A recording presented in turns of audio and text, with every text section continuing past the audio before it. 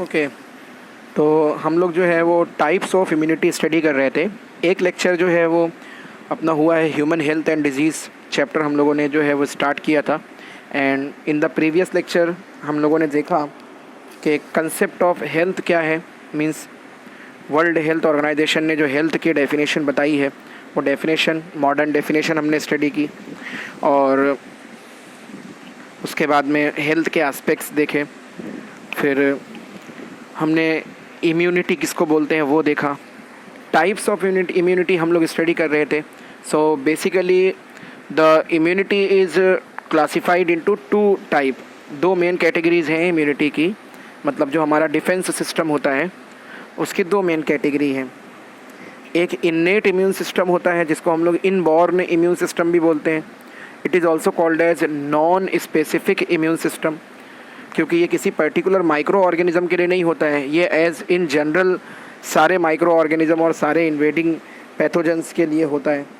तो हम जो है हमने इन्नेट इम्यून सिस्टम को स्टडी किया। और इन्नेट इम्यून सिस्टम में हमने देखा there are various types of barriers present. अलग अलग टाइप के जो है डिफरेंट टाइप के बैरियर्स होते हैं। जैसे हमने स्टडी किया था यहाँ पर एपिथेलियल सरफेस के बैरियर्स, फिर एंटी माइक्रोबियल सब्सटेंसेस ब्लड के अंदर जो होते हैं, cellular factors, fever as one of the barrier, acute phase protein barrier. So there are different types of barrier present. Next जो इम्यूनिटी है that immunity is known as acquired immunity. तो innate immunity के बाद में second type की immunity जो होती है उसको हम बोलते हैं acquired immunity.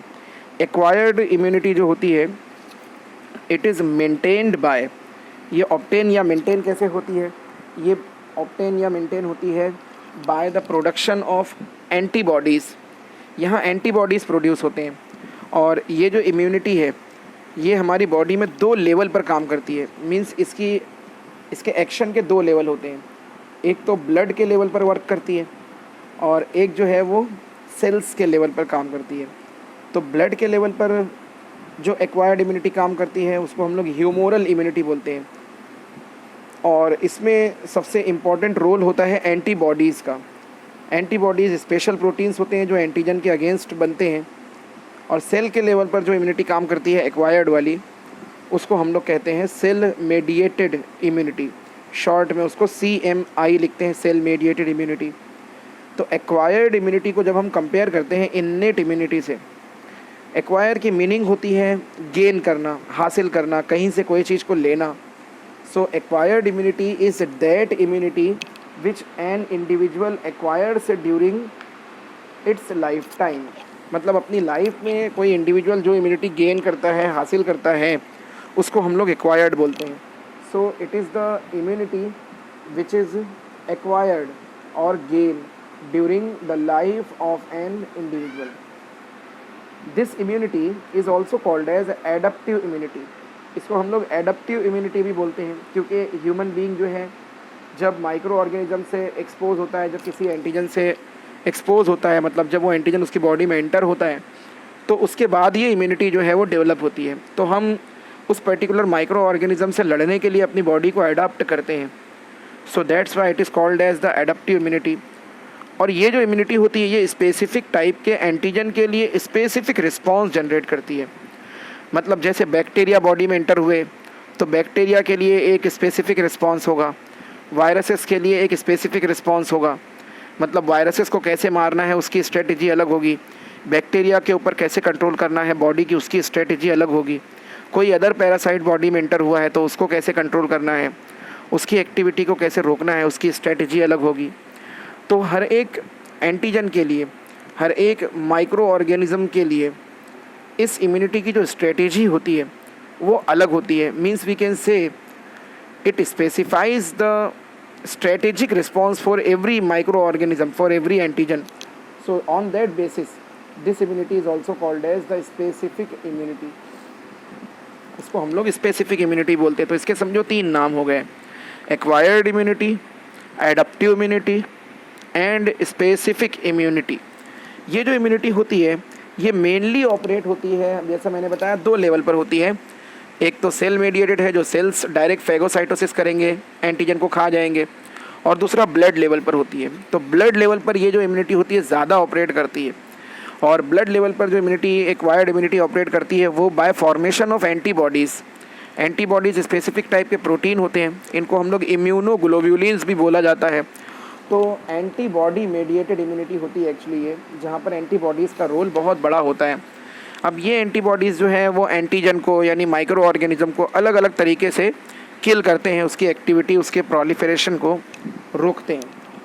Now next we will see, इसके अंदर तो ऐसे कोई बैरियर नहीं होते हैं। जैसे इन्नेट इम्यूनिटी में हमने देखा था एपिथेलियल टिश्यू बैरियर थे, एक्यूट फेस प्रोटीन थे, फीवर था, उसके अंदर अलग अलग टाइप के बैरियर्स थे, बॉडी सिक्रीशंस थे, लाइसोजाइम था। तो यहाँ एक्वायर्ड इम्यूनिटी में कोई बैरियर्स नहीं होते हैं। ये इम्यूनिटी जो होती है ये थर्ड लाइन ऑफ डिफेंस बनाती है हमारी बॉडी का। तो अभी हम लोग जो है इसके टाइप्स देखेंगे, पर टाइप से पहले हम लोग इसके कुछ फीचर्स देखेंगे। मतलब एक्वायर्ड इम्यूनिटी के कौन कौन से इंपॉर्टेंट फीचर हैं, मतलब जो इन्नेट इम्यूनिटी में नहीं थे वो फीचर्स एक्वायर्ड इम्यूनिटी में कुछ स्पेसिफाइड फीचर्स हैं, वो अभी हम लोग यहाँ पर पहले देखते हैं। So first now we will see the features of acquired immunity. So as you can see here there are various features. यहाँ पर है different features. So there are 4 features given, 4 important features हैं एक्वायर्ड इम्यूनिटी के, and these features are given here. The first is the specificity. Now specificity, specific होना मतलब कोई particular antigen के लिए कोई पर्टिकुलर एंटीबॉडी का फिक्स हो जाना, खास हो जाना। सो it is the specified activity. So it can produce specific antibody, या तो एंटीबॉडी प्रोड्यूस करेगी और या कि फिर टी लिम्फोसाइट सेल्स प्रोड्यूस करेगी। मतलब सेल मेडिएटेड है तो टी लिम्फोसाइट, स्पेसिफिक टाइप के टी लिम्फोसाइट सेल प्रोड्यूस होंगे, और अगर ब्लड लेवल पर ऑपरेट हो रही है तो एंटीबॉडी प्रोड्यूस करेगी कोई पर्टिकुलर एंटीजन के अगेंस्ट, मतलब जो एंटीजन बॉडी में इंटर हुआ उसके अगेंस्ट। सेकेंड जो इसका फीचर है it is diversity. Diversity means it can recognise a vast variety of micro organism.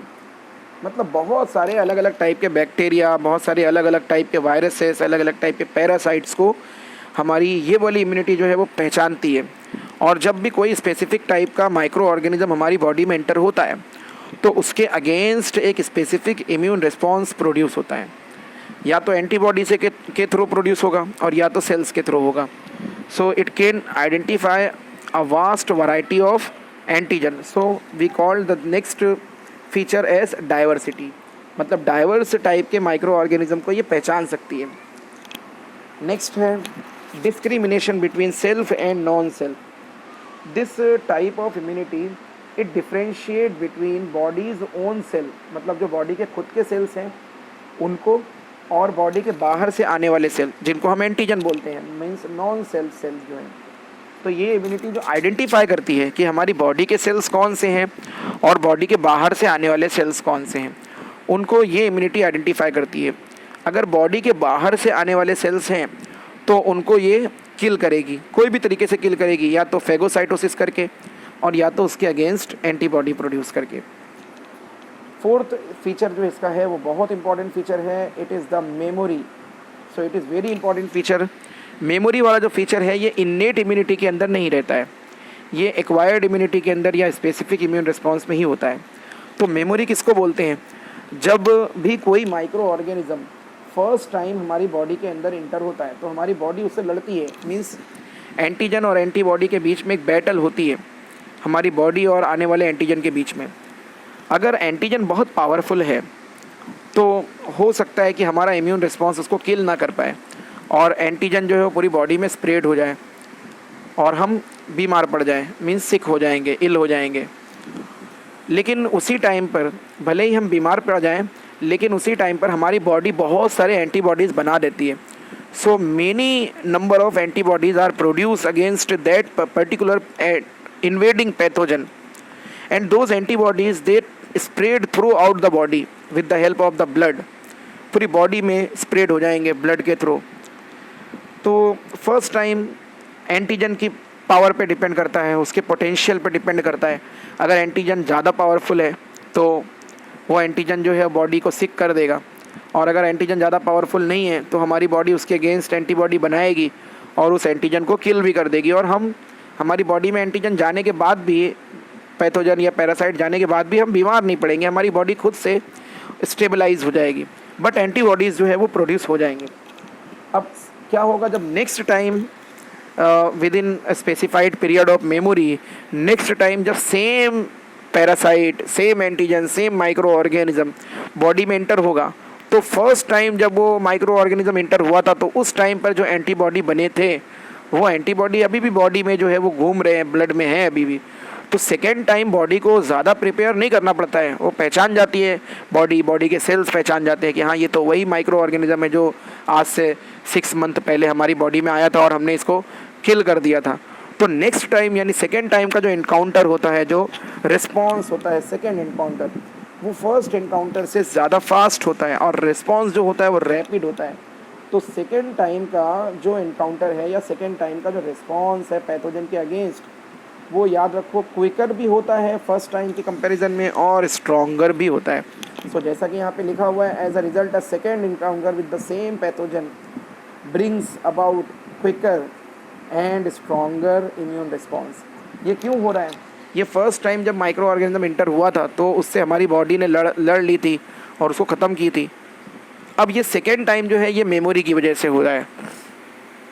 तो यहाँ पर फर्स्ट टाइम के एंट्री हुई थी जो माइक्रो ऑर्गेनिज्म की, उसकी मेमोरी यहाँ पर काम आ रही है। ये मेमोरी जो है वो हमको सेकेंड, थर्ड और आगे सब्सिक्वेंट टाइम में सेम एंटीजन से सिक होने से, बीमार होने से रोकती है।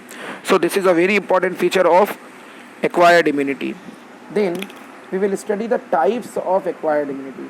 तो अभी यहाँ पर हम लोग देखेंगे एक्वायर्ड इम्यूनिटी के टाइप्स। सो एक्वायर्ड इम्यूनिटी के जो है 2 मेन टाइप्स हैं। There are 2 main types. First जो है it is the active acquired immunity और एक्टिव इम्यूनिटी। तो एक्टिव इम्यूनिटी देखो, एक्टिव इम्यूनिटी जो होती है ये, इसमें क्या होता है, इसमें एंटीबॉडीज़ जो हैं वो हमारी बॉडी के खुद के सेल्स प्रोड्यूस करते हैं। सो एक्टिव इम्यूनिटी क्या होती है या एक्टिव एक्वायर्ड इम्यूनिटी क्या होती है? The type of immunity in which our body's own cells produce antibodies। हमारी बॉडी के खुद के सेल्स एंटीबॉडी अगर प्रोड्यूस कर रहे हैं तो वो एक्टिव एक्वायर्ड रहेगी, एक्टिव रहेगी, क्योंकि एक्वायर्ड है तो हम बर्थ के बाद उसको ऑब्टेन कर रहे हैं। और यहाँ पर एक्टिव इसलिए क्योंकि हमारी बॉडी के खुद के सेल्स जो है एंटीबॉडी प्रोड्यूस कर रहे हैं। So this is the active immunity which develop by production of antibody by body's own cell. अब बॉडी के कौन से ऐसे सेल्स हैं जो एंटीबॉडी प्रोड्यूस करते हैं? Obviously they are the type of WBCs। एक स्पेसिफिक टाइप के WBCs होते हैं जिनको हम लिम्फोसाइट्स बोलते हैं। तो लिम्फोसाइट्स की भी 2 कैटेगरीज हैं, एक वो जो एंटीबॉडी प्रोड्यूस करते हैं और एक वो सेल्स हैं जो डायरेक्ट एंटीजन को खा जाते हैं, फेगोसाइटोसिस करते हैं। तो एंटीबॉडी प्रोड्यूस करने वाले जो सेल्स होते हैं lymphocytes, they are called B lymphocyte. B lymphocyte, B यहाँ पर स्टैंड करता है बोन मैरो के लिए या बर्सा एसोसिएटेड लिम्फोइड टिश्यू के लिए। अब बोन मैरो तो तुमको मालूम है क्या होता है, पढ़े होगे, बोन के अंदर सेल्स होते हैं, बोन मैरो सेल्स।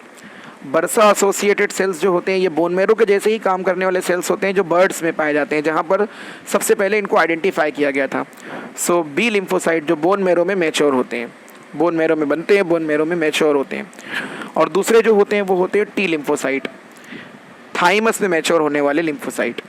ये इनके बारे में हमको अभी आगे सेल्स ऑफ एक्वायर्ड इम्यूनिटी एक टॉपिक पढ़ना है, उसके अंदर ये दोनों टाइप के सेल्स भी आ जाएंगे। तो अभी के लिए इतना याद रख लो, बी लिम्फोसाइट्स जो होते हैं they are responsible for production of antibodies and T lymphocytes are responsible for phagocytosis, direct killing of antigen. तो यहाँ एक्टिव एक्वायर्ड इम्यूनिटी जो है, एक्टिव एक्वायर्ड इम्यूनिटी, इसमें हमारी बॉडी के खुद के जो लिम्फोसाइट सेल्स रहेंगे, बी लिम्फोसाइट्स, एंटीबॉडी प्रोड्यूस करने वाले बी लिम्फोसाइट सेल्स, ये lymphocyte sales direct antibody produce करेंगे एंटीजन के अगेंस्ट और उसको किल करेंगे। अब इसके भी 2 टाइप हैं, एक्टिव इम्यूनिटी, एक्टिव एक्वायर्ड के 2 टाइप हैं। मीन्स कौन सी बेसिस पर हमारी बॉडी जो है वो एंटीबॉडी प्रोड्यूस कर रही है उसके बेसिस पर। तो इसमें 2 टाइप है, natural acquired active immunity and artificially acquired active immunity. तो नेचुरल में एंटीबॉडीज़ जो प्रोड्यूस होंगे वो ऑब्वियसली एंटीजन की एंट्री के बाद ही होंगे। यहाँ पर जो एंटीजन की एंट्री होगी वो नेचुरल रूट से होगी। तो ये कैसे ऑब्टेन होती है? जैसे मान लो किसी पर्सन को कोई एंटीजन बॉडी में एंटर हो गया और बॉडी जो है उसको ख़त्म नहीं कर पाई और वो पर्सन सिक हो गया, लेकिन एंटीबॉडी तो बॉडी में बन गए होंगे as a part of the memory. तो एक बार उसकी बॉडी में एंटीजन एंटर हो गए और वो बीमार पड़ गया पर्सन, उसके बाद में उसने ट्रीटमेंट करवा लिया।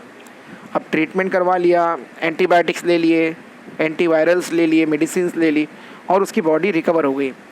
बट उसकी बॉडी में अभी भी एंटीबॉडी स्प्रेड है और वो सर्कुलेट कर रहे हैं ब्लड में। तो अब उसकी बॉडी में एंटीबॉडी तो प्रोड्यूस हो गए हैं पर वो इतने सफिशिएंट अमाउंट में नहीं थे कि एंटीजन को किल कर पाए, तो उसको सपोर्ट लेना पड़ा मेडिसिन का। अब रिकवरी हो गई मेडिसिन लेने के बाद में, वो पर्सन बीमार हो के ठीक हो गया, लेकिन अभी भी उसकी बॉडी में एंटीबॉडी स्प्रेड कर रहे हैं उसके प्लाज्मा में। तो अब अगर second time same micro organism फिर से जाएगा तो बॉडी को ज़्यादा प्रिपेयर नहीं करना पड़ेगा क्योंकि पहले एक इन्फेक्शन की मेमोरी बनी हुई है। तो यहाँ पर जो इम्यूनिटी डेवलप हुई है सेकेंड, थर्ड और सब्सिक्वेंट इन्फेक्शन के अगेंस्ट, वो जो मेमोरी डेवलप हुई है, वो जो इम्यूनिटी डेवलप हुई है, वो उसकी बॉडी के खुद के सेल्स की वजह से हुई है। यानी बॉडी के खुद के सेल्स ने एंटीबॉडी प्रोड्यूस की। लेकिन क्यों प्रोड्यूस की? क्योंकि उसकी बॉडी में एंटीजन इंटर हुआ और ये एंटीजन इंटर हुआ नेचुरल तरीके से, मतलब फूड के थ्रू, वाटर के थ्रू। अब हम लोग जहाँ रहते हैं, हम लोग जो फूड और वाटर ड्रिंक करते हैं, खाना जो खाते हैं, वो बहुत ज़्यादा माइक्रो ऑर्गेनिज्म फ्री तो नहीं होता है, कंटामिनेटेड हो सकता है। There are accidental chances that some micro organism may be present in drinking water, whether we are drinking a very purified water, but still there are some chances that some types of bacteria or some types of viruses or parasite may enter through the water or the food which we eat.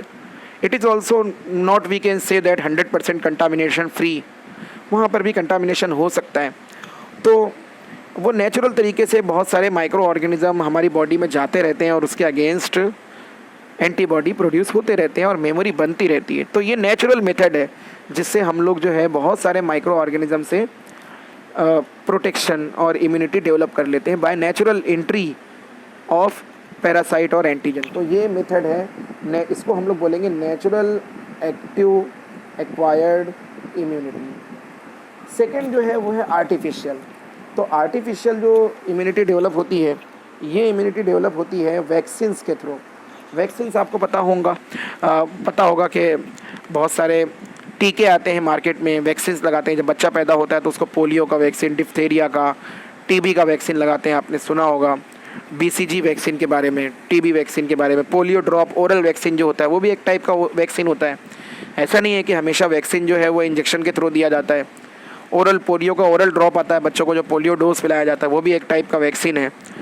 तो actually ये क्या होते हैं vaccine जो होते हैं ये week किए हुए एंटीजन होते हैं या तो किल किए हुए एंटीजन होते हैं। अलग अलग टाइप के वैक्सीन आते हैं, वीकेंड होते हैं, कुछ एटीन्यूएटेड होते हैं, कुछ जेनेटिकली मॉडिफाइड होते हैं, कुछ किल्ड वैक्सीन होते हैं, कुछ लाइव एटीन्यूएटेड वैक्सीन होते हैं। तो डिफरेंट टाइप के वैक्सीन होते हैं। बट वैक्सीन्स क्या होते हैं? They are the weakened antigen, weak किए हुए एंटीजन। तो ये एंटीजन डेलिबरेटली इनका एक बहुत माइल्ड कॉन्सेंट्रेशन, एक माइल्ड डोज बॉडी में पहुंचाया जाता है, डेलिबरेटली, जानबूझ के वैक्सीन के थ्रू। तो हमारी बॉडी के सेल्स को लगता है कि माइक्रो ऑर्गेनिजम्स की एंट्री हो गई है और बॉडी का जो इम्यून सिस्टम होता है वो ट्रिगर हो जाता है, बॉडी उसके अगेंस्ट एंटीबॉडी प्रोड्यूस कर देती है। अब ये एंटीबॉडी जो है वो सर्कुलेट होती रहती है बॉडी में। जब रियल माइक्रो ऑर्गेनिज्म बॉडी में जाते हैं तो क्या होता है, ऑलरेडी एंटीबॉडी तो प्रोड्यूस हो चुके हैं, तो रियल माइक्रो ऑर्गेनिजम्स की एंट्री के बाद बॉडी को ज़्यादा प्रिपेयर नहीं करना पड़ता है और जो एंटीबॉडी पहले से प्रोड्यूस हुए रहते हैं वही एंटीबॉडी उस माइक्रो ऑर्गेनिज्म को किल कर देते हैं। तो यहाँ पर भी जो है ये इम्यूनिटी हमने गेन की है, आफ्टर बर्थ गेन की है, तो ये एक्वायर्ड है। लेकिन यहाँ पे इसके गेन करने का जो मेथड है, जो तरीका यहाँ पे हमने यूज़ किया है इसको गेन करने का, वो आर्टिफिशियल है, नेचुरल नहीं है। मतलब हमने वैक्सीन लगवाया तो आर्टिफिशियली हमने इंजेक्ट किया है एक एंटीजन के वीक फॉर्म को, तो उसकी वजह से इम्यूनिटी डेवलप हुई है। So such type of immunity which is develop by artificial mean and which we acquired after our birth, ये हम बर्थ के बाद ही वैक्सीनेशन करवाते हैं, तो इस टाइप की इम्यूनिटी को हम लोग कहते हैं artificial active acquired immunity. There are few examples given of vaccine, जैसे पोलियो वैक्सीन है, बच्चों को जो पोलियो ड्रॉप लाया जाता है, बीसीजी वैक्सीन है, बैसिलस कालमेट-गुएरिन टीबी के अगेंस्ट जो बच्चों को लगता है, डिप्थेरिया वैक्सीन होता है, हेपेटाइटिस बी वैक्सीन, हेपेटाइटिस के वैक्सीन, हेपेटाइटिस के अलग अलग वायरसेस के अगेंस्ट वैक्सीन्स होते हैं। तो ये सब जो है ये वैक्सीनेशन होते हैं। अब इनकी जो मेमोरी होती है वो बहुत लॉन्ग टर्म वाली नहीं होती है, तो इसके लिए हमको फ्रीक्वेंटली वैक्सीनेशन करना पड़ता है। मींस कुछ केसेस में बच्चों को जो है वो बर्थ के बाद में, फिर उसके बाद में 3 महीने के बाद में, फिर 6 महीने के बाद में, फिर 9 महीने के बाद में, ऐसे अलग अलग 5 साल के बाद में ऐसे वैक्सीनेशन होता रहता है। इवन बड़े होने के बाद में भी हम जो है अलग अलग टाइप के जब डिजीज़ेस जो है इन्फेक्शियस डिजीज़ जब स्प्रेड हो जाते हैं, जब उनका आउटब्रेक हो जाता है, तो उसके अगेंस्ट जो है वैक्सीनेशन करवाते हैं। तो ये वैक्सीनेशन जो होते हैं ये हमको प्रोटेक्ट करते हैं, प्रिवेंट करते हैं डिजीज़ होने से। So this is artificially acquired immunity. Then जो नेचुरल एक्वायर्ड इम्यूनिटी होती है वो कुछ डिजीज़ेस के लिए परमानेंट भी होती है। जैसे ऊपर जो एग्जांपल दी हुई है मीज़ल्स के अगेंस्ट, तो मीज़ल्स के अगेंस्ट जो हमको इम्यूनिटी मिलती है, नेचुरली मिलती है, ये मोस्ट ऑफ द केसेस में लाइफ टाइम के लिए होती है। मतलब एक बार अगर किसी को मीज़ल्स का इन्फेक्शन हो जाए और वो पर्सन जो है उससे रिकवर कर ले, तो नेक्स्ट टाइम लाइफ में जो है वो मीज़ल्स का इन्फेक्शन नहीं होता है, क्योंकि हमारी बॉडी में इतने सफिशिएंट नंबर में एंटीबॉडीज़ बन जाते हैं कि वो थ्रू आउट द लाइफ हमारे ब्लड में रहते हैं। फिर दोबारा ऐसा नहीं है कि मीज़ल्स का जो एंटीजन है वो बॉडी में एंटर नहीं होता है, एंटर होता है, बट हमारी बॉडी को सिक नहीं कर पाता, बीमार नहीं कर पाता। हमारे जो एंटीबॉडीज़ हैं वो इतने रहते हैं कि उसके एक्शन को ओवरकम कर लेते हैं। लेकिन आर्टिफिशियल एक्वायर्ड जो होती है ये टेम्परेरी भी हो सकती है या कि परमानेंट भी हो सकती है। कुछ केसेस में ये परमानेंट होती है और कुछ केसेस में ये टेम्परेरी होती है। मीन्स हमको हर 5 ईयर्स के बाद में या 10 ईयर्स के बाद में इसका बहुत सारी डिजीज़ ऐसी होती है जिनका वैक्सीनेशन करवाना पड़ता है। तो ये 2 टाइप हैं एक्टिव के अंडर में, नेचुरल और आर्टिफिशियल। नेक्स्ट जो है एक्वायर्ड इम्यूनिटी की सेकेंड टाइप जो है, it is called the passive immunity. Now passive, as you can see here, the second is passive immunity. तो पैसिव इम्यूनिटी, अब यहाँ जो वर्ड पैसिव है, it refers to the readymade antibodies. Readymade antibodies are injected into the body. इसके पहले वाले active में क्या हो रहा था, बॉडी के खुद के सेल एंटीबॉडी बना रहे थे। यही फ़र्क है, यही डिफरेंस है। यहाँ पर बॉडी के खुद के सेल एंटीबॉडी नहीं बनाएंगे, बस यहाँ पे हमारी बॉडी जो है वो कहीं ना कहीं से रेडीमेड एंटीबॉडी जो है वो ऑब्टेन करेगी। देखो यहाँ पर स्टेटमेंट लिखा हुआ है, passive immunity is acquired when readymade antibodies are received by the body cells. मतलब पैसिव इम्यूनिटी वो होती है जिसमें हमारी बॉडी के सेल्स रेडीमेड एंटीबॉडी ऑब्टेन करते हैं। अब हमारी बॉडी को रेडीमेड एंटीबॉडी अगर मिल रहे हैं कहीं से भी, बाहर से, बॉडी के बाहर से, वैक्सीन के थ्रू या तो ये इंजेक्शन के थ्रू भी हो सकता है। लेकिन वैक्सीन और इसमें, इस इंजेक्शन में ये फ़र्क है कि वैक्सीन में एंटीजन इंटर किए जाते हैं वीक फॉर्म में या किल्ड फॉर्म में। यहाँ पर एंटीजन इंटर नहीं होते, यहाँ पर डायरेक्ट एंटीबॉडी बॉडी के अंदर इंजेक्ट की जाती है। सोर्स वही है, पेरेंटल रूट है, मतलब स्किन के थ्रू या ब्लड के अंदर डायरेक्ट उसको इंजेक्शन के थ्रू इंजेक्ट करना। लेकिन रेडीमेड एंटीबॉडी, तो हमारी बॉडी के अंदर एंटीबॉडी नहीं बने होंगे, बॉडी के बाहर कहीं ना कहीं किसी एनिमल के अंदर बने होंगे या किसी दूसरे इंसान के अंदर से निकाले गए होंगे, प्योरीफाई किए गए होंगे, और वो हमारी बॉडी में एंटर हो रहे हैं, इंटर किए जा रहे हैं। तो इसके भी 2 चांसेस हैं और इसके अंदर भी 2 टाइप्स हैं। तो एक जो इसकी टाइप है वो है नेचुरल, यहाँ भी वही सेम नाम है, नेचुरल और आर्टिफिशियल। मींस ये वे है, मेथड है कहाँ से कि हम कैसे ऑब्टेन कर रहे हैं। तो इसके अंदर भी 2 पॉसिबिलिटी, नेचुरल तरीके से हम रेडीमेड एंटीबॉडी ले सकते हैं या कि आर्टिफिशियल मेथड से एंटीबॉडी ले सकते हैं। सो नेचुरल वे में अगर आ रही है तो इसको हम लोग बोलेंगे नेचुरल एक्वायर्ड। एक्वायर्ड तो है बर्थ के बाद आ रही है, और पैसिव क्योंकि हमारी बॉडी के खुद के सेल एंटीबॉडी प्रोड्यूस नहीं कर रहे हैं, उनका कोई एक्टिव रोल नहीं है, तो इसके लिए पैसिव है। तो इसमें बिफोर बर्थ भी हो सकती है और आफ्टर बर्थ भी। अब बिफोर बर्थ कैसे हो सकती है? बिफोर बर्थ जो है बच्चे के लिए तो ये एक्वायर्ड रहेगी। देखो बिफोर बर्थ ये होगी मदर से फीटस की तरफ बाय प्लेसेंटा। प्लेसेंटा एक स्पेशल टिश्यू होता है जो जब बच्चा माँ के यूटेरस में होता है तो उस वक्त जो है माँ की बॉडी में बहुत सारे एंटीबॉडीज़ बनते हैं और प्लेसेंटा के थ्रू बहुत सारे न्यूट्रिएंट्स भी बच्चे को मिलते हैं, फीटस को मिलते हैं, और न्यूट्रिएंट्स के साथ साथ में गैसियस एक्सचेंज भी होता है, और साथ ही माँ की बॉडी में बहुत सारे एंटीबॉडीज़ जो बनते हैं वो प्लेसेंटा के थ्रू बच्चे को मिलते हैं। तो बच्चे के लिए जो है ये एक्वायर्ड है, भले ही वो बिफोर बर्थ है तो क्या हुआ, लेकिन बच्चे के खुद के सेल्स जो है वो एंटीबॉडी बनाने में कोई रोल प्ले नहीं कर रहे हैं, तो बच्चे के लिए ये पैसिव हुआ और एक्वायर्ड हुआ। अब यहाँ पे जो मेथड है ये नेचुरल मेथड है, मतलब कि प्लेसेंटा के थ्रू ट्रांसफ़र होना ये नेचुरल मेथड है, इसमें ह्यूमन बीइंग का कोई रोल नहीं है, तो ये प्लेसेंटा के थ्रू हो सकता है। और दूसरा आफ्टर बर्थ जो है वो मदर्स मिल्क के थ्रू हो सकता है। अब मदर्स मिल्क में भी जो फर्स्ट मिल्क होता है, यानी बच्चे के बर्थ के बाद, बच्चे के पैदा होने के बाद माँ को जो शुरू में स्टार्ट में 3 से 4 दिन जो मिल्क प्रोड्यूस होता है उसको कोलेस्ट्रम बोलते हैं। यहाँ पर देख सकते हो आप, लिखा हुआ है कोलेस्ट्रम।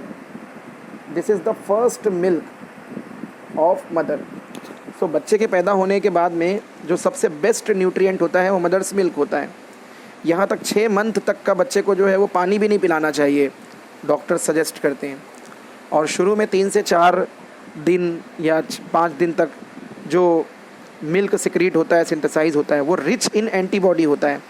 न्यूट्रिएंट रिच तो होता ही होता है, साथ साथ में एंटीबॉडी रिच भी होता है। तो उसमें बहुत सारे ऐसे एंटीबॉडी होते हैं जो बच्चे को अपॉर्चुनिस्टिक इन्फेक्शन से प्रिवेंट करते हैं। मतलब बर्थ के बाद में बच्चे को हो सकता है कि पोलियो हो जाए या वायरल हो जाए या कि फिर कोई बैक्टीरिया बॉडी में इंटर हो जाए, उससे उसको एक टेम्परेरी प्रिवेंशन मिल जाता है।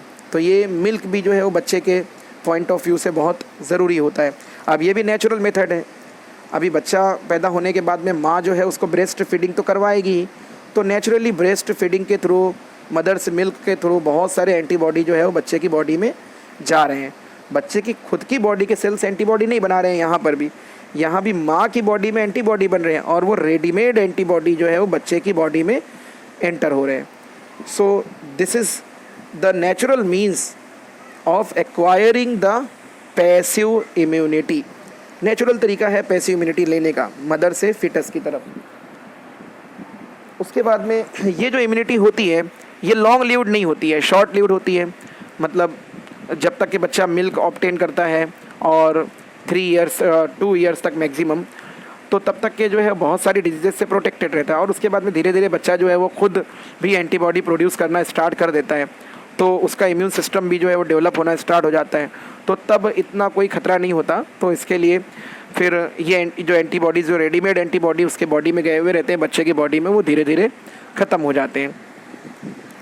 सेकेंड जो है artificially acquired passive immunity. Artificial है, एक्वायर्ड तो है ही, और पैसिव है। पैसिव इसलिए है क्योंकि खुद के सेल्स एंटीबॉडी प्रोड्यूस नहीं कर रहे हैं, रेडीमेड एंटीबॉडी इंटर हो रहे हैं, लेकिन ये मेथड है आर्टिफिशियल। अब ये आर्टिफिशियल मेथड कैसे वर्क करता है? सो ये आर्टिफिशियल मेथड जो है ये वर्क करता है when readymade antibodies are directly injected into the body. अब ये जो रेडीमेड एंटीबॉडी है हम कहाँ से ऑब्टेन करते हैं? ये हम ऑब्टेन करते हैं हाइपर इम्यूनाइज्ड एनिमल से। इसमें जो most common hyper immunised animal हैं वो हॉर्सेस होते हैं। हॉर्सेस भी हो सकते हैं या कि फिर जो है वो ह्यूमन भी हो सकते हैं। मतलब जैसे किसी इंसान को कोई डिजीज़ हुई, अब उसकी बॉडी ने एंटीबॉडी प्रोड्यूस की है, तो उसके लिए तो वो एक्टिव इम्यूनिटी है क्योंकि उसकी बॉडी के खुद के सेल एंटीबॉडी प्रोड्यूस कर रहे हैं और वो उस डिज़ीज़ से रिकवर हो गया। फिर उसके बाद में उसका इन्फेक्शन जो है वो ख़त्म हो गया। अब उसके रिकवर होने के बाद में अगर उसका प्लाज्मा हम लेते हैं और उसके प्लाज्मा को प्योरीफाई करते हैं, डाइल्यूट करते हैं, उसके अंदर थोड़े और केमिकल अल्ट्रेशन करते हैं और उसका इंजेक्शन बनाते हैं और उसको किसी ऐसे इंसान की बॉडी में इंजेक्ट करते हैं जिसको डिजीज़ हो गई हो या डिजीज़ होने के चांसेस हो, सस्पेक्टेड हो, तो ये उस पर्सन के लिए, जो सेकेंड पर्सन है जिसकी बॉडी में हमने उसको इंजेक्ट किया है, उसके लिए ये पैसिव इम्यूनिटी है क्योंकि उसकी बॉडी में एंटीबॉडी प्रोड्यूस नहीं हुई है। एंटीबॉडी तो पहले वाले इंसान की बॉडी में प्रोड्यूस हुई है और वो रेडीमेड एंटीबॉडी दूसरे पर्सन की बॉडी में इंजेक्ट हो गए हैं। तो ये उस सेकेंड पर्सन के लिए जो है पैसिव इम्यूनिटी है। पैसिव भी है, एक्वायर्ड है क्योंकि वो गेन कर रहे हैं। और ये जो मेथड है इंजेक्शन वाला, ये आर्टिफिशियल है, नेचुरली तो इंजेक्ट नहीं होंगे, आर्टिफिशियली इंजेक्ट होंगे। तो ये जो मेथड है, ये मेथड है आर्टिफिशियली एक्वायर्ड पैसिव इम्यूनिटी। अब इसमें हाइपर इम्यूनाइज्ड एनिमल्स भी यूज़ होते हैं और ह्यूमन की बॉडी का प्लाज्मा भी यूज़ होता है। जैसे अभी आपने सुना होगा प्लाज्मा थेरेपी के बारे में, अभी रिसेंटली कोरोना वायरस का जो इन्फेक्शन चल रहा है, इसमें आपने न्यूज़पेपर में, अगर आप पढ़ते होंगे न्यूज़पेपर, तो आपने देखा होगा कहीं कि प्लाज्मा थेरेपी जो है वो अंडर प्रैक्टिस है। मतलब ऐसे पर्सन जो कोरोना पॉजिटिव थे और उनको क्वारंटाइन करके और उनका ट्रीटमेंट करके उनको रिकवर कर लिया गया है, रिकवरी हो गई है। मैक्सिमम पर्सनस की तो रिकवरी होती है, 97-95% लोग जो है वो डिजीज़ से रिकवर हो जाते हैं। उनके रिकवर होने के बाद में वायरस उनकी बॉडी में इंटर हुआ था कभी ना कभी, उनकी बॉडी में भले ही सिम्टम ना आए हो, मतलब वो असिम्टोमेटिक रहे हो, लेकिन बॉडी में इंटर वायरस तो इंटर हुआ है, और बॉडी में वायरस इंटर होने का मतलब एंटीजन इंटर हुआ है, तो बॉडी ने उसके अगेंस्ट एंटीबॉडी प्रोड्यूस ज़रूर किए होंगे। अब वो रिकवर हो गए हैं, लेकिन as a part of their memory उनकी बॉडी में अभी भी मेमोरी है, एंटीबॉडीज़ अभी भी हैं, तो उनका प्लाज्मा निकाल के प्यूरीफाई करके डाइल्यूट करके थोड़े केमिकल अल्ट्रेशन करके उसको ऐसे पर्सन्स की बॉडी में इंजेक्ट किया गया जिनको डिजीज़ हो गई होगी या जिनको सिम्टम्स भी आ रहे होंगे और जो कोरोना पॉजिटिव होंगे या जो सस्पेक्टेड होंगे उनकी बॉडी में। तो उनकी बॉडी के लिए ये जो मेमोरी है ये एक पैसिव है उनकी बॉडी के लिए, और उनके लिए एक्वायर्ड भी है। तो ये मेथड है हाइपर इम्यूनाइज्ड एनिमल्स के थ्रू या ह्यूमन के थ्रू। अब हमेशा जो है वो ह्यूमन से तो नहीं ले सकते, तो इसको जो है वो एनिमल्स के थ्रू प्रोड्यूस भी किया जाता है। जैसे हॉर्सेस ऐसे एनिमल है जो स्टर्डी एनिमल होते हैं। हॉर्सेस की बॉडी में जो है वो पर्टिकुलर टाइप के एंटीजन को पहले इंजेक्ट किया जाता है, डेलिबरेटली इंजेक्ट करते हैं, जानबूझ करके उसका इंजेक्शन बना के उसको इंजेक्शन लगाते हैं, और जब उसकी बॉडी में एंटीबॉडी प्रोड्यूस हो जाते हैं तो फिर उसका प्लाज्मा निकाल के, ब्लड निकाल के, प्लाज्मा प्योरीफाई करके उसको डाइल्यूट और केमिकली अल्टरेट करके फिर उसको जो है वो ऐसे पर्सन्स को लगाया जाता है जो ससेप्टिबल हो। ससेप्टिबल का मतलब जो जिनको डिजीज़ होने के चांसेस हों या जिनको डिजीज़ के कुछ इनिशियल सिम्टम्स आ रहे हों। तो ये जो मेथड होता है इसको बोलते हैं आर्टिफिशियली एक्वायर्ड पैसिव इम्यूनिटी। ये जो इम्यूनिटी होती है ये भी जो है ये शॉर्ट लिव्ड होती है, और ऐसा करना पड़ता है। कुछ केसेस में कुछ मंथ्स के लिए इम्यूनिटी आ जाती है, कुछ में कुछ ईयर्स के लिए आ जाती है, लेकिन कुछ ईयर्स के बाद में फिर वापस से जो है उनको इम्यूनाइज़ करना पड़ता है। तो ये कुछ मेथड्स हैं, टाइप्स हैं। पैसिव इम्यूनिटी की भी वही दो टाइप है, नेचुरल और आर्टिफिशियल। फिर उसके बाद में हमको जो स्टडी करना है वो है cells of acquired immune system. मतलब हमको जो है वो एक्वायर्ड इम्यून सिस्टम के जो है वो सेल्स स्टडी करना है। तो सेल्स के अंदर एक्वायर्ड इम्यून सिस्टम के जो है वो दो मेन टाइप के सेल्स होते हैं। They are lymphocyte cells which are one of the type of WBC, एक टाइप के WBCs होते हैं, और दूसरे जो होते हैं वो होते हैं एंटीजन प्रेजेंटिंग सेल्स। तो लिम्फोसाइट्स जो होते हैं these are mainly responsible for producing antibodies. देखिए लिम्फोसाइट्स जो होते हैं ये दो टाइप के होते हैं, टी लिम्फोसाइट और बी लिम्फोसाइट। तो बी लिम्फोसाइट जो है वो एंटीबॉडी प्रोड्यूस करेंगे, एंटीबॉडी का स्ट्रक्चर भी हमको आगे के चैप्टर में स्टडी करना है, और टी लिम्फोसाइट जो है ये फैगोसाइटिक एक्टिविटी करेंगे। और एंटीजन प्रेजेंटिंग सेल्स जो होते हैं ये डायरेक्ट एंटीजन को किल करते हैं और उनको प्रोसेस करते हैं, या तो किल कर देते हैं या तो उनके अंदर चेंजेस कर देते हैं, उनको वीक कर देते हैं। इस तरह से वीक कर देते हैं कि उसको कोई ना कोई फैगोसाइटिक सेल आसानी से आइडेंटिफाई कर पाए और उसको फैगोसाइट कर पाए। तो यहाँ लिम्फोसाइट्स हैं। पहले लिम्फोसाइट्स जो होते हैं they are the main cells of the immune system, acquired immune system. और ये जो सेल्स होते हैं ये ब्लड के जो दूसरे कॉर्पसेल्स हैं जैसे RBCs हैं, प्लेटलेट्स हैं, उनके साथ में बनते हैं, because they are the type of WBCs। So ये बनते हैं स्टेम सेल्स से। स्टेम सेल्स उनको बोलते हैं ऐसे सेल्स जो डिफ्रेंशिएट होकर RBC भी बना सकते हैं, WBC भी बना सकते हैं और प्लेटलेट्स भी बना सकते हैं। तो ये स्टेम सेल से बनने वाले सेल्स होते हैं जो कि एक स्पेशल टाइप के स्टेम सेल्स होते हैं जिनको बोला जाता है हेमोसाइटोब्लास्ट। लीवर में प्रेजेंट होते हैं फीटस में, और बोन मैरो में प्रेजेंट होते हैं एडल्ट्स में। हमारी बॉडी में बोन मैरो में और बच्चों में फीटस में ये लीवर के अंदर।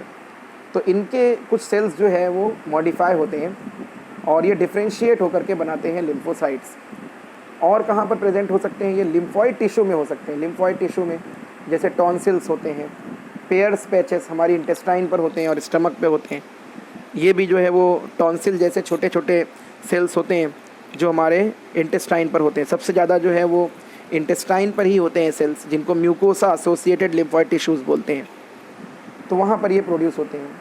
और अदर एनिमल्स के अंदर जहाँ पर इनको सबसे पहले डिस्कवर किया गया था, बर्ड्स में डिस्कवर किया गया था, उनके अंदर जो है वो इसी के जैसा लिम्फॉइड टिश्यूज़ के जैसा एक सेल्स होता है, एनालोगस सेल्स होता है, जिसको बोलते हैं बर्सल सेल्स या बर्सा सेल्स।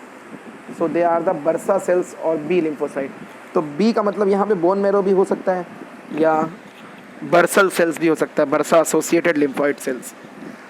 सो बी लिम्फोसाइट्स जो हैं, एक्चुअली लिम्फोसाइट के दो टाइप हैं। एक जो है वो बी लिम्फोसाइट्स हैं और दूसरे जो होते हैं ये टी लिम्फोसाइट्स होते हैं। So B lymphocytes and T lymphocyte. B lymphocyte वो सेल्स होते हैं जो मैच्योर होते हैं बोन मैरो में, तो बोन मैरो के लिए उनको जो है वो बी लिम्फोसाइट नाम दिया गया। टी लिम्फोसाइट मेनली मैच्योर होते हैं थाइमस के अंदर। सो टी लिम्फोसाइट जो है ये मैच्योर होते हैं हमारे बॉडी के थाइमस में। थाइमस कहाँ पर होता है? थाइमस जो होता है ये हमारे चेस्ट रीजन में एक ग्लैंड होता है जो हमारे इम्यून सिस्टम को मेंटेन करता है। हम इसके बारे में स्टडी करेंगे ग्लैंड्स वाले चैप्टर में। तो थाइमस से जो है वर्ड या लेटर टी लिम्फोसाइट लिया हुआ है और बोन मैरो के लिए बी लिम्फोसाइट। तो ये दो टाइप के होते हैं, बनते हैं हमारी बॉडी में जब भी कोई एंटीजन बॉडी में एंटर होता है और ये वर्क करते हैं। तो ये दो मेन टाइप के जो है यहाँ पर सेल्स होते हैं। अब इसमें से जो बी लिम्फोसाइट्स होते हैं, बी लिम्फोसाइट्स ये बनाते हैं हमारी ह्यूमोरल या एंटीबॉडी मेडिएटेड इम्यून सिस्टम। जैसा मैंने पहले बताया कि एक्वायर्ड इम्यूनिटी दो लेवल पर होती है, वर्क करती है। एक ह्यूमर यानी बॉडी फ्लूइड के लेवल पर और दूसरा सेल्स के लेवल पर।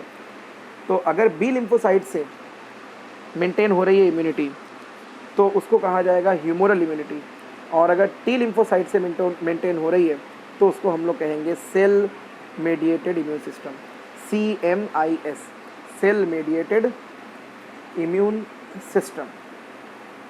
दोनों ही इम्यून सिस्टम जो हैं, दोनों जो हैं वो एंटीजन के बॉडी में आने के बाद ही स्टार्ट होते हैं, दोनों response. So they require antigen.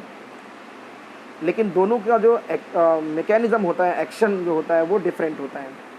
तो अब यहाँ पर पहले जो है वो टी लिम्फोसाइट का मैकेनिज़्म दिया हुआ है। टी लिम्फोसाइट जैसे ही एंटीजन के कांटेक्ट में आते हैं ये डिवाइड होते हैं और इनके बहुत सारे जो है वो क्लोन सेल्स बनते हैं। So there are many number of clone cells. 4 type के क्लोन सेल्स होते हैं टी लिम्फोसाइट्स में। Helper T cells, killer T cells, suppressor T cell और memory T cells. So helper T cell क्या करते हैं, जैसे ही कोई एंटीजन हमारी बॉडी में इंटर होता है ये सेंसिटाइज हो जाते हैं, फील करते हैं उसको, और ये प्रोड्यूस करते हैं लिम्फोकाइन। लिम्फोकाइन क्या होते हैं? लिम्फोकाइन एक टाइप के केमिकल सब्सटेंसेस होते हैं जो कि केमिकल सिग्नलिंग का काम करते हैं। मतलब बाकी के टी सेल्स को सिग्नल करते हैं कि बॉडी में कोई पर्टिकुलर टाइप का एंटीजन एंटर हो गया है, और बाकी के टी सेल्स फिर उसके रिस्पॉन्स में अपने आप को रिस्पॉन्स देने के लिए प्रिपेयर करते हैं। तो ये एक क्लोन हो जाते हैं, और ये एक सिग्नल जो है वो बी लिम्फोसाइट को भी देते हैं। बी लिम्फोसाइट को ये ऐसा सिग्नल देते हैं कि बी लिम्फोसाइट्स को ये बोलते हैं कि be prepared that a particular type of antigen has entered into the body and you prepare your self, अपने आप को प्रिपेयर करो। ये एक मैसेज होता है बी लिम्फोसाइट्स के लिए। कैसा मैसेज होता है कि prepare, start preparing antibody because that particular type of antigen has entered into the body. Body में एक एंटीजन आ चुका है और तुम अभी एंटीबॉडी बनाना स्टार्ट करो। हम लोग जो है उसको किल करने की कोशिश तो कर रहे हैं, लेकिन कभी अगर हम लोगों से किल नहीं हुआ, ख़त्म नहीं हुआ, तो अपने एंटीबॉडी रेडी रखो। ये ऐसा सिग्नल होता है। तो ये जो काम करते हैं ये हेल्पर टी सेल्स करते हैं, बहुत इंपॉर्टेंट होते हैं हेल्पर टी सेल। याद रखो, HIV जब बॉडी में इंटर होता है, ह्यूमन इम्यूनो वायरस, एड्स का वायरस, तो वो सबसे पहले अटैक करता है हेल्पर टी सेल्स को। तो इसकी वजह से हमारी पूरी ओवरऑल इम्यूनिटी जो है वो सप्रेस हो जाती है। इसीलिए जो है वो एड्स को एक्वायर्ड इम्यूनो डिफिशियंसी डिजीज़ बोलते हैं। यानी वो हमारे इम्यूनो डिफिशियंसी डिजीज़ यानी हमारे इम्यून सिस्टम को ही डिफिशियंट कर देती है, सप्रेस कर देती है, वीक कर देती है, क्योंकि उसमें हेल्पर जो टी सेल्स होते हैं यही डैमेज होना स्टार्ट हो जाते हैं और इनका काउंट ही कम होना स्टार्ट हो जाता है। दूसरे जो क्लोन होते हैं they are called killer T cells. These are the killer T cells. ये किलर टी सेल्स है। इन्नेट इम्यूनिटी में भी जो है वो किलर सेल्स का नाम आया है, natural killer cells. Innate immunity के जो नेचुरल किलर सेल्स होते हैं वो नेचुरल किलर सेल्स जो हैं वो एक टाइप के लिम्फोसाइट होते हैं और वो इन्नेट इम्यूनिटी का पार्ट बनाते हैं, मेमोरी का पार्ट बनाते हैं। लेकिन ये जो किलर टी सेल्स होते हैं इनको एंटीजन भी थोड़ा एक्टिवेट करता है और ज़्यादा ये एक्टिवेट होते हैं हेल्पर टी सेल्स से। तो इनको साइटोटॉक्सिक टी सेल्स भी बोलते हैं। साइटोटॉक्सिक्स, साइटो मतलब सेल होता है, टॉक्सिक मतलब सेल्स के लिए टॉक्सिन। तो ये सेल्स के लिए टॉक्सिन्स होते हैं, मतलब एंटीजन्स के लिए टॉक्सिन्स होते हैं। तो ये क्या करते हैं, ये डायरेक्टली जो है वो एंटीजन के ऊपर अटैक करते हैं और उसको किल करते हैं। हमारी बॉडी सेल्स के साथ में किल कर देते हैं उसको, यानी जो बॉडी का सेल्स होता है उसके साथ में ही किल कर देते हैं इसको। और ये एक प्रोटीन रिलीज़ करते हैं, उसको बोला जाता है परफोरिन। तो जैसे ही ये देखते हैं कि कोई पर्टिकुलर टाइप के सेल के ऊपर एंटीजन ने अटैक किया है और वो सेल रिकवर नहीं हो सकता है, तो ये परफोरिन टाइप का एक टॉक्सिन रिलीज़ करेंगे और वो परफोरिन क्या करेगा, उस सेल को और सेल के साथ में एंटीजन को किल कर देगा, ख़त्म कर देगा। तो ये सेकेंड टाइप के जो है टी लिम्फोसाइट हो गए। अब थर्ड जो क्लोन है टी लिम्फोसाइट का, third clone, it is the suppressor T cell. Suppressor T cells जो हैं, these are the third type, suppressor T cell. ये क्या करते हैं, ये पूरे इम्यून सिस्टम को, पूरे इम्यून एक्शन को सप्रेस करते हैं। क्योंकि जो किलर टी सेल्स होते हैं, ये किलर टी सेल्स जो है बहुत सारे सेल्स को किल करना शुरू कर देते हैं। कभी ऐसा भी हो जाता है कि किलर टी सेल्स जो है अपनी बॉडी के ओन सेल्स को, जो एंटीजन से इन्फेक्टेड ना भी हों, उनको भी किल कर सकते हैं। तो उसको रोकने का काम जो है वो सप्रेसर टी सेल करते हैं। और ये सारी जो एक्टिविटी होती है इसको ऑब्ज़र्व करना और इसकी एक मेमोरी बनाने का जो काम है ये करते हैं हमारे memory cells, memory T sales. तो ये मेमोरी टी सेल्स जो होते हैं ये पूरी मेमोरी बनाते हैं इन्फेक्शन की। और अगर with in their memory period अगर वापस से सेम एंटीजन बॉडी में इंटर हो जाता है तो नेक्स्ट टाइम ये मेमोरी टी सेल डायरेक्ट जो है उनको फेगोसाइटोसिस करते हैं, डायरेक्ट किल कर सकते हैं, बिल्कुल वैसे ही किलर सेल्स की तरह, किलर टी सेल या साइटोटॉक्सिक टी सेल्स की तरह। तो मेमोरी टी सेल्स जो है ये हमारे एक्वायर्ड इम्यून सिस्टम की मेमोरी को स्टोर करते हैं। अब इसमें ये तो हो गया टी सेल का एक्शन। फिर नेक्स्ट है बी लिम्फोसाइट का एक्शन। तो बी लिम्फोसाइट जो होते हैं ये कैसे काम करते हैं, बी लिम्फोसाइट्स जो होते हैं ये एंटीबॉडी प्रोड्यूस करते हैं। बी लिम्फोसाइट जैसे ही एंटीजन के कांटेक्ट में आते हैं ये अपने क्लोन प्रोड्यूस करते हैं। इनके अंदर जो क्लोन होते हैं, एक इनका जो क्लोन होता है उसको बोलते हैं प्लाज्मा बी सेल। अब ये प्लाज्मा बी सेल जो होता है ये एंटीबॉडी प्रोड्यूस करता है और इसके अंदर भी जो है वो मेमोरी बी सेल भी होते हैं। तो प्लाज्मा बी सेल जो है वो एंटीबॉडी प्रोड्यूस करते हैं और हमारी ह्यूमोरल इम्यूनिटी बनाते हैं। ह्यूमर मतलब बॉडी फ्लूइड वाली इम्यूनिटी। और इसी के अंदर भी जो है वो कुछ ऐसे भी सेल्स होते हैं जो एंटीबॉडी ना बनाते हुए ये मॉनिटर करते हैं कि कौन से टाइप की एंटीबॉडी बन रही है और वो एंटीबॉडी एंटीजन को कैसे किल कर रही है, तो उनको बोला जाता है मेमोरी बी सेल्स। तो ये इस तरह से काम करते हैं एंटीबॉडी बना के। एंटीबॉडी के बारे में हमको जो है वो पूरा डिटेल्ड टॉपिक पढ़ना है, इसके बाद का ही टॉपिक है। एंटीबॉडी का स्ट्रक्चर भी है और एंटीबॉडी जो है वो कैसे एंटीजन के साथ में अटैक करते हैं, ये हमको आगे के टॉपिक में पढ़ना है। तो अभी यहाँ पर हमको याद रखना है कि एंटीबॉडी प्रोड्यूस होते हैं बी लिम्फोसाइट से। अभी ये जो एंटीबॉडीज़ जो प्रोड्यूस होते हैं ये एंटीबॉडीज़ कैसे काम करते हैं, एंटीबॉडीज़ के वर्क करने का 3 मेथड है। तो पहला जो मेथड है वो है एग्लूटिनेशन। एग्लूटिनेशन का मतलब होता है डायरेक्ट एंटीजन के कांटेक्ट में आना और डायरेक्ट जो है कोई अगर पार्टिकुलेट मैटर है, मतलब जैसे कोई एंटीजन है, डस्ट पार्टिकल है, स्मोक पार्टिकल है, अब वो एंटीजन है और हमारी बॉडी उसको एक्सपेल नहीं कर पाई है, बॉडी के बाहर नहीं भेज पाई है, फेंक पाई है, तो एंटीबॉडी उसके साथ में एग्लूटिनेट हो जाएंगे, यानी क्लम्पिंग हो जाएगी, दोनों एक दूसरे से जुड़ जाएंगे, स्टिक हो जाएंगे। और फिर पार्टिकुलेट मैटर हो या कोई बैक्टीरिया हो या वायरस हो, डायरेक्ट उसकी किल हो जाएगी। डायरेक्ट उसको एंटीबॉडी उसकी मूवमेंट को रोक देंगे, किल पहले नहीं करेंगे, पहले उसकी मूवमेंट को रोकेंगे। और जैसे ही एंटीबॉडी एंटीजन के साथ में अटैच होंगे तो एक टेम्परेरी स्ट्रक्चर फॉर्म होगा, उसको बोला जाएगा एंटीजन एंटीबॉडी कॉम्प्लेक्स। अब ये एंटीजन एंटीबॉडी कॉम्प्लेक्स जो होगा ये हमारे फेगोसाइटिक जो सेल्स रहेंगे उसको एनगल्फ कर डालेंगे। तो ऐसे एक प्रोटेक्शन होगा, एक मैकेनिज्म होगा एंटीबॉडी मेडिएटेड इम्यूनिटी का। दूसरा होगा ऑप्सोनाइजेशन। ऑप्सोनाइजेशन होता है ज़्यादा करके बैक्टीरियल सेल्स के लिए। कुछ ऐसे बैक्टीरियल सेल्स होते हैं जिनको एग्लूटिनेट कर पाना मुश्किल होता है, डायरेक्ट फेगोसाइटोसिस मुश्किल होती है। तो एंटीबॉडीज़ क्या करते हैं, उनके ऊपर कोटिंग कर देते हैं। कोटिंग कर देते हैं मतलब कोई पर्टिकुलर टाइप के अमाइनो एसिड्स उनके ऊपर लगा के छोड़ देते हैं उनकी सेल वॉल पे, और वो आइडेंटिफिकेशन मार्क होता है बैक्टीरिया के लिए। तो जैसे ही वो बैक्टीरिया जो है किसी भी फेगोसाइटिक सेल के कांटेक्ट में आते हैं तो वो आइडेंटिफिकेशन मार्क जो एंटीबॉडी ने उनके ऊपर कोटिंग करके छोड़ दिया है, फेगोसाइटिक सेल्स उसको पहचान लेते हैं, या ये एंटीजन प्रेजेंटिंग सेल्स जो है उसको पहचान लेते हैं, और ये एंटीजन प्रेजेंटिंग सेल या फेगोसाइटिक सेल्स जो रहते हैं उसको डायरेक्ट एनगल्फ कर लेते हैं। तो इस तरह से भी इसका एक्शन होता है। ये सब जो एक्शन है एंटीबॉडी मेडिएटेड इम्यूनिटी का, ये बहुत स्ट्रेटेजिक है। ये किलर टी सेल्स की तरह नहीं है कि सारे के सारे सेल्स को, इन्फेक्टेड सेल्स को डायरेक्ट किल करना है। यहाँ पर बहुत सारे सेल्स को रिपेयर करने की भी कोशिश की जाती है। तीसरा जो मेथड है वो है न्यूट्रलाइजेशन। बहुत सारे ऐसे एंटीजन होते हैं हमारी बॉडी में जो पार्टिकुलेट तो नहीं होते लेकिन कुछ टॉक्सिन्स रिलीज़ कर देते हैं, कुछ ऐसे प्रोटीन, कुछ ऐसे केमिकल सब्सटेंसेस बॉडी में रिलीज़ कर देते हैं जिसकी वजह से हमारे बहुत सारे सेल्स किल हो जाते हैं। तो अगर टॉक्सिन रिलीज़ करके गए हैं एंटीजन, कोई बैक्टीरिया या कोई वायरस कोई टॉक्सिन रिलीज़ करके गया है, या हमारे ही सेल्स के थ्रू कोई टॉक्सिन रिलीज़ करवा दिया गया है, तो उनको न्यूट्रलाइज करने का भी काम जो होता है ये एंटीबॉडीज़ करवाते हैं। जैसे इसमें कॉमन एग्जांपल है टेटानस। जो टेटानस बैक्टीरिया होता है क्लॉस्ट्रीडियम टेटानी नाम का, वो हमारे इन्फेक्टेड सेल्स से कुछ फ्लूइड्स, कुछ टॉक्सिन्स रिलीज़ करवाता रहता है कंटिन्यू, और ये फ्लूइड हमारी बॉडी को बीमार करता रहता है और हेल्दी सेल्स को इन्फेक्ट करता रहता है। तो उस टॉक्सिन को न्यूट्रलाइज करने का भी जो काम है वो एंटीबॉडीज़ करती है। फिर सेकेंड जो सेल्स हैं they are called antigen presenting cells. Antigen को प्रोसेस करने वाले, प्रेजेंट करने वाले सेल्स।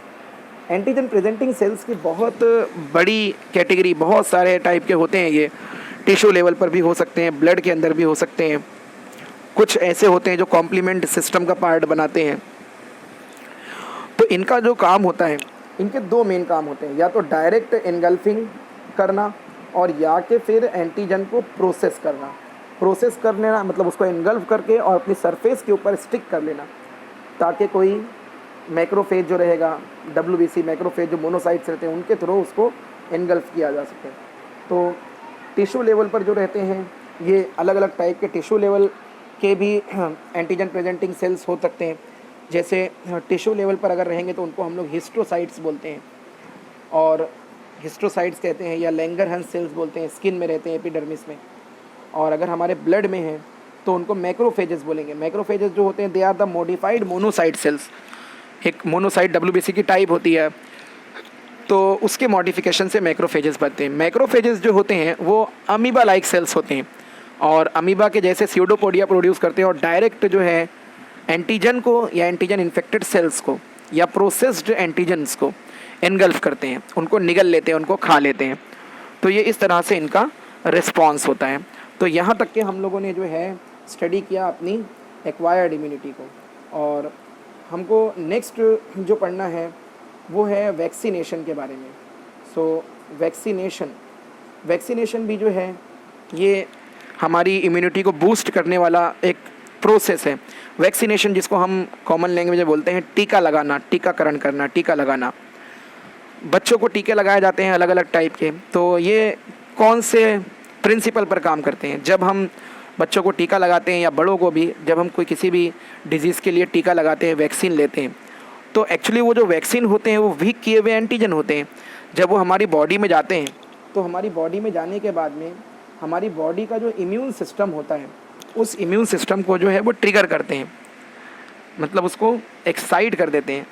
और फिर जब रियल माइक्रो ऑर्गेनिज्म बॉडी में जाता है तो ऑलरेडी एक्साइट किया हुआ इम्यून सिस्टम है, उसकी मेमोरी भी है, तो उसके थ्रू वो पूरा जो एंटीजन है जो माइक्रो ऑर्गेनिज्म बॉडी में इंटर हुआ है वो किल हो जाता है। कभी ऐसा होता है कि हमने टीका लगवाया तो थोड़ा बहुत कभी हल्का फुल्का साइड इफ़ेक्ट होता है, कभी हल्का फुल्का फीवर आ जाता है या एब्डोमिनल क्रैम्प हो जाता है, चक्कर आना थोड़ा बहुत, ये सब हैं उसके बहुत छोटे छोटे साइड इफ़ेक्ट्स हैं।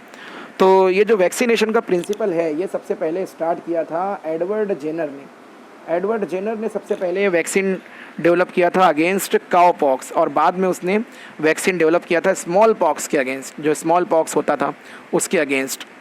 तो ये फर्स्ट वैक्सीन था जो एडवर्ड जेनर ने बनाया था। सो वैक्सीनेशन जो है ये वैक्सीन लगाना और वैक्सीन बॉडी में इंटर होने के बाद में बॉडी का उस पर्टिकुलर डिजीज़ के लिए इम्यून हो जाना, प्रोटेक्ट हो जाना, उस फिनोमिनन को बोलते हैं इम्यूनाइजेशन। तो इम्यूनाइजेशन मतलब बॉडी का वैक्सीनेशन के थ्रू इम्यूनाइज हो जाना, प्रोटेक्ट हो जाना, उसको हम कहते हैं। बहुत सारे डिजीज़ के लिए जो है वो वैक्सीन्स लगाए जाते हैं, जैसे हमको पता है BCG वैक्सीन आता है, पोलियो वैक्सीन आता है, टिटानस के लिए वैक्सीन होता है, और हुपिंग कफ के लिए एक वैक्सीन होता है। अलग अलग टाइप के वैक्सीन बच्चों को लगाए जाते हैं। तो वैक्सीनेशन जो होते हैं ये ज़्यादा करके जो इनका प्राइमरी जो पर्पस होता है, इंटेंशन होता है, वो होता है बॉडी को सिक होने से बचाना, बीमार होने से बचाना। ट्रीटमेंट के लिए इनको यूज़ नहीं किया जाता है, इनको as a part of prophylaxis use करते हैं, मतलब प्रिवेंटिव मेजर यूज़ करते हैं इनको हम लोग। तो वैक्सीनेशन अगर कर देते हैं तो बहुत चांसेस होते हैं कि किसी पर्सन को कोई पर्टिकुलर टाइप की डिजीज़ नहीं होगी। जैसे अभी आपने सुना कि बहुत सारे कंट्रीज़ जो हैं वो इस रिसर्च में लगे हुए हैं कि कोरोना के अगेंस्ट जो है वैक्सीन डेवलप करें। तो अगर कोरोना के अगेंस्ट वैक्सीन जो है वो डेवलप हो जाता है और उसकी टेस्टिंग हो जाती है, टेस्टिंग होने के बाद में उसके सक्सेसफुल रिजल्ट्स मिल जाते हैं, तो फिर जो है गवर्नमेंट उसके लिए वैक्सीनेशन प्रोग्राम चलाएगी, मतलब हर इंसान को उसका वैक्सीन लगाएगी, ताकि उसको जो है कोरोना वायरस अगर इंटर भी हो जाए बॉडी में तो वो सिम्टम्स ना आए और मॉर्टालिटी रेट जो है वो और रिड्यूस हो जाए। सो this is the principle of vaccination. Okay, तो यहाँ पर जो है हमारा इम्यून सिस्टम का या इम्यूनोलॉजी का जो पार्ट था वो कंप्लीट हो गया है। और वैक्सीन जो होते हैं, एक छोटा सा पैराग्राफ दिया हुआ है, वैक्सीनेशन आर सेफ़, ये हमारी बॉडी के लिए सेफ़ होते हैं क्योंकि बहुत डाइल्यूट और किल्ड किए हुए माइक्रो ऑर्गेनिज्म होते हैं। तो मेजर कोई साइड इफ़ेक्ट नहीं होता, हल्का फुल्का अगर साइड इफ़ेक्ट हो भी रहा है तो बॉडी खुद से उसको ओवरकम कर लेती है। तो यहाँ पर हम आज का अपना लेक्चर जो है वो कंक्लूड करते हैं। अगला जो हमारा टॉपिक रहेगा वो रहेगा स्ट्रक्चर ऑफ एंटीबॉडी।